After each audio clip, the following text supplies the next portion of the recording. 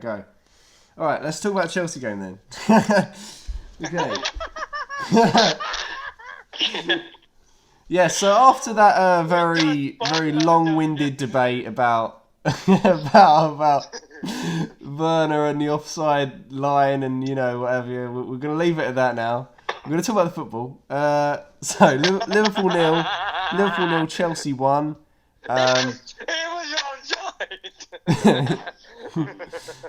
Honestly, I feel that this was.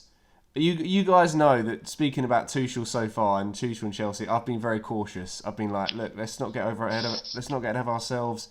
He's done all right, but I can honestly say last night was, in my eyes, one of Chelsea's best performances of the entire season, not just under Tuchel, of the entire season.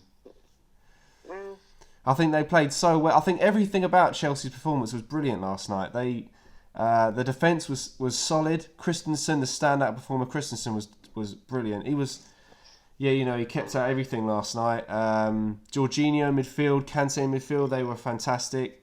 Obviously Mason Mount, the goal scorer as well. I think everything about Chelsea last night, from a fan's point of view, it just looks perfect. They look so solid as a team. And with you can argue on the same token, Liverpool's bad run. Yes, they're a terrible run. Didn't play that well themselves last night, but Chelsea, I think they did.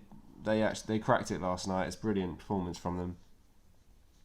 Yeah, I think it was a brilliant performance by Chelsea, but I think there's still a few little nibbly bits that you need to still work on. I mean, Werner, he must be having a mental breakdown.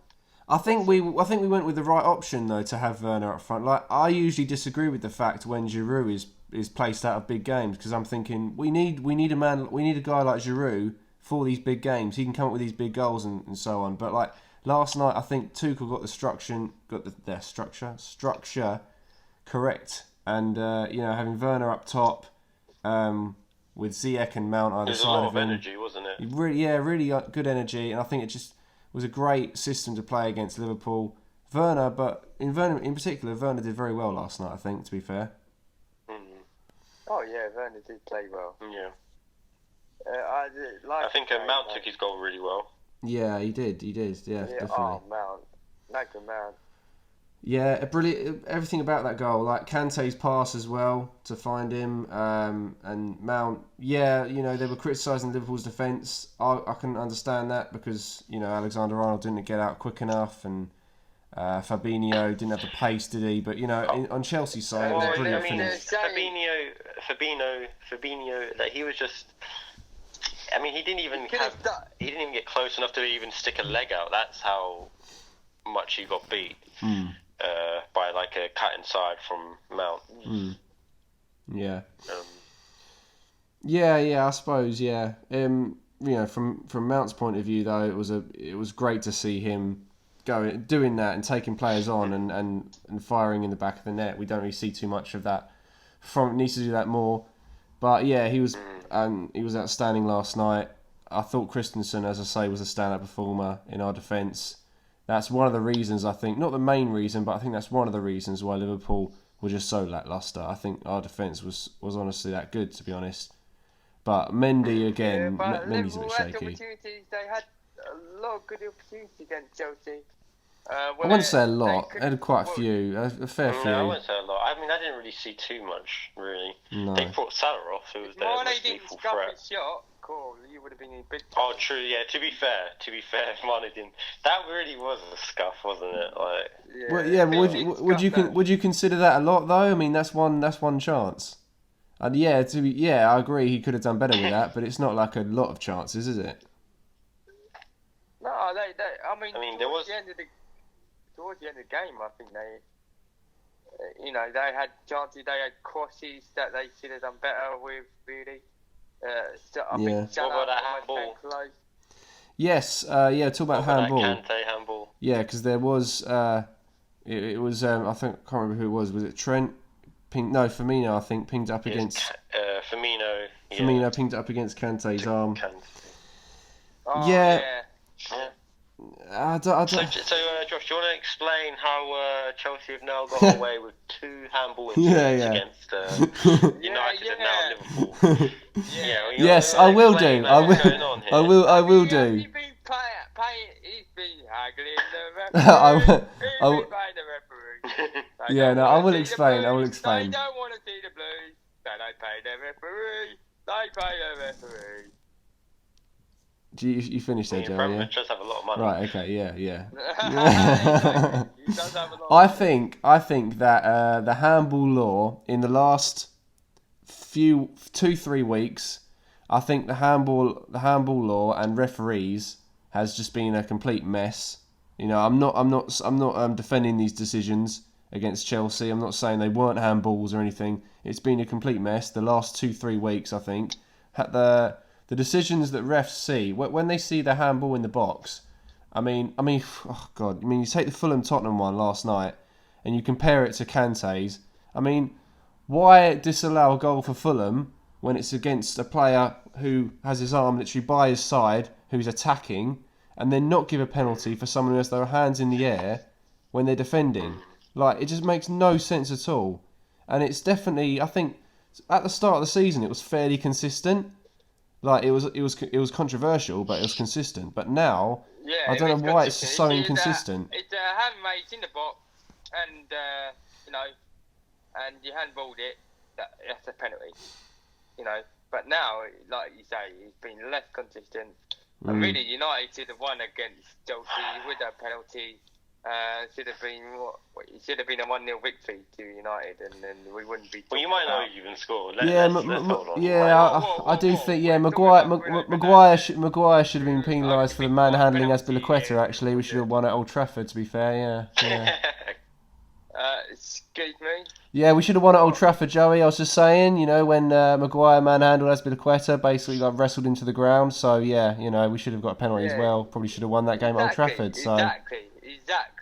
I think, but I feel like Kieran Gibbs shouldn't have been sent off Chelsea because it's clearly offside changing there for the handball. That We're changed going the whole back. dynamic of the game. Could have came back. Going and we across had the the right years flag now. sent off.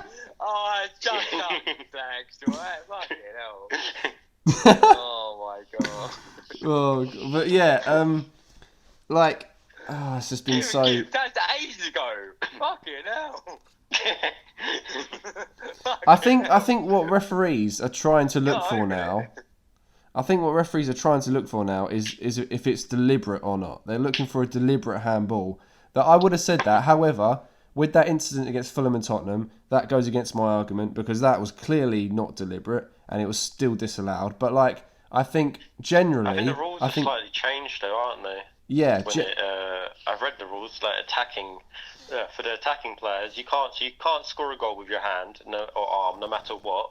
True. Yeah. Even if it's accidental, even if it just your arm's right next to your side and it hits your arm, goes in. Yeah. It also says even if it's accidental and it hits your arm, and then you score after it hits your arm with your foot or something, or it hits your arm, goes to a teammate, and they immediately score, which is what happened in this case. Then it can't count, and that's the rule. I think they're trying to change it now. They've changed it now. They've changed it. Yeah. They actually changed it today. Though, does it? No, exactly. They won't be happy about that. Yeah, it's kind of too late for them.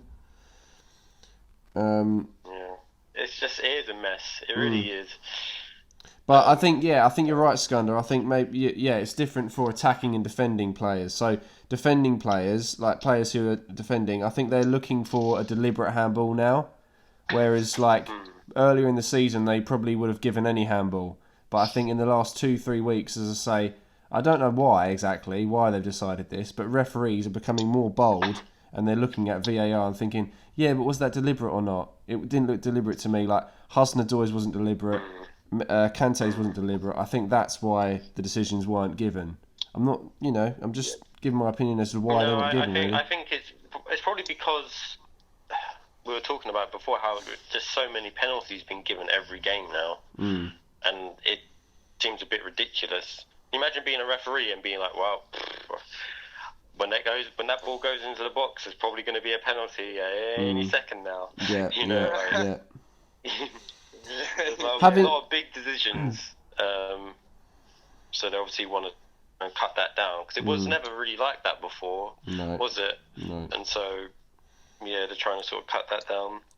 I do think, though, having said that, I do think that N'Golo Kante should have definitely put his arms down when defending. I mean, every player does that now. That you defend with your hands behind your back, or at least down by your side. You know, you don't have your arms flailing about like up in the air when you're defending. That's just, you're going to give away a penalty like that. And I think Kante should have known that. Having said all that, that's why I feel like it's a bit different to like the Hudson-Odoi one.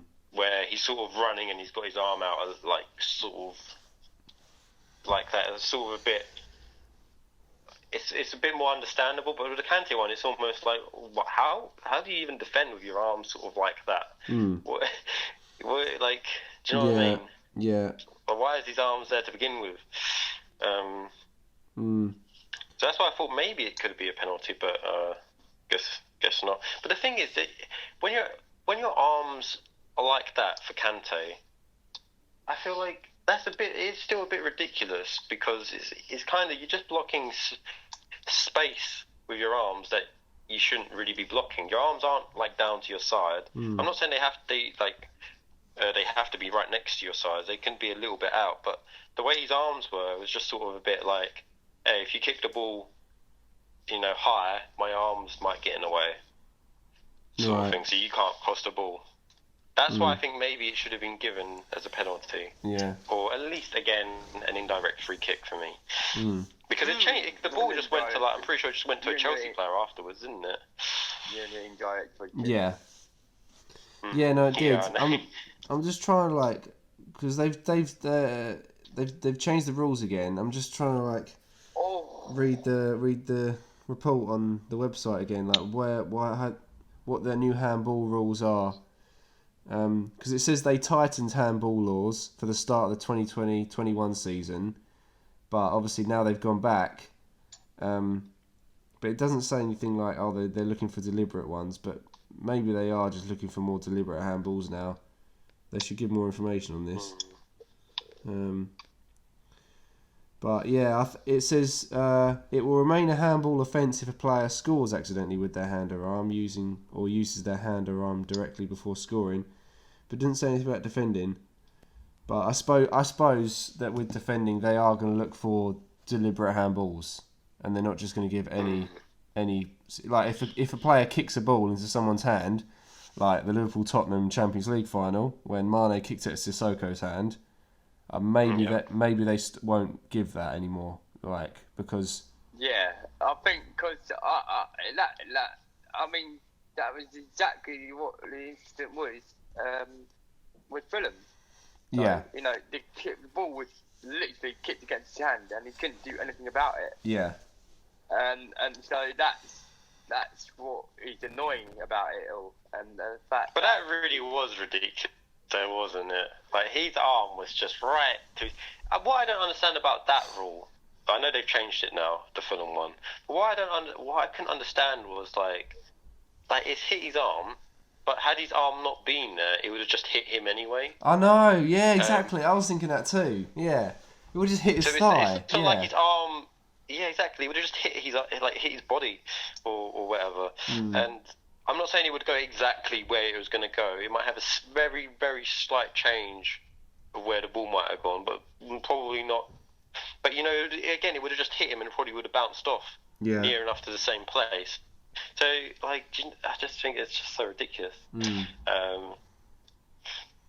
Yeah. I mean, who'd be a referee? I just feel sorry for the refs. I really feel sorry for them because, they're going by these rules and they're getting all this criticism, but it's not them really. It's the laws. Yep. But we are seeing more referees really being just bold. be coming down to common sense, really. But yeah, exactly.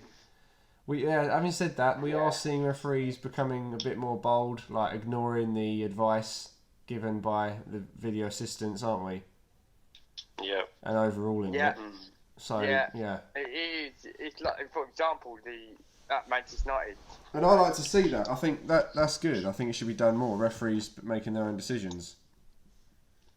Yeah, but I agree. But Josh, you admit it should have been a penalty for United though. Yeah. Yeah. Yeah. Yeah. Yeah, Well, with the laws, but I like the fact that the referee I like the fact that the referee looked at it and thought, that's not deliberate. I'm going to make my own decision here. I like the fact that he was being bold and made his own mind up. I think with the laws, it was a penalty. I do think from a realistic sort of standpoint, I mean, just for if I was to play football, I would say that, I would just say play on. That's what I would say. Yeah, exactly. Because if we were out about playing football and that happened, I would say play on.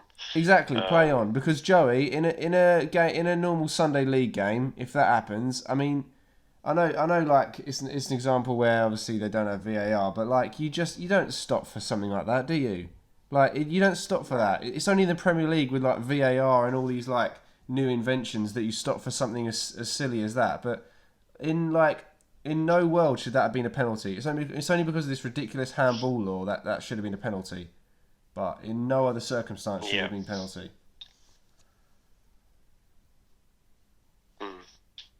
Well, it should have been a penalty. Well, yeah, Maguire needs to realise that he's not actually. Maguire needs to realise he's not a wrestler, right? He's a footballer. He's not a wrestler, okay? So he needs to realise that, I think. But he may not get a chance because he may be playing League One next season. So we'll see. Drogba needs to stop diving. He's left the Premier League, Scunda. What year are you stuck in? Are you stuck in 2010 or something? You don't want to hear. I mean, especially with the Kieran Gibb fucking red card. What the fuck? Ashley Young needs to stop diving. Fergie time needs to stop now.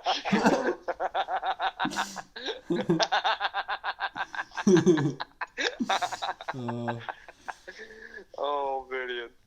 But when is it going to end, Robbie? Yeah, Robbie. Robbie Keane, what are you doing with your stupid fucking celebrations? Clichy, what are you doing?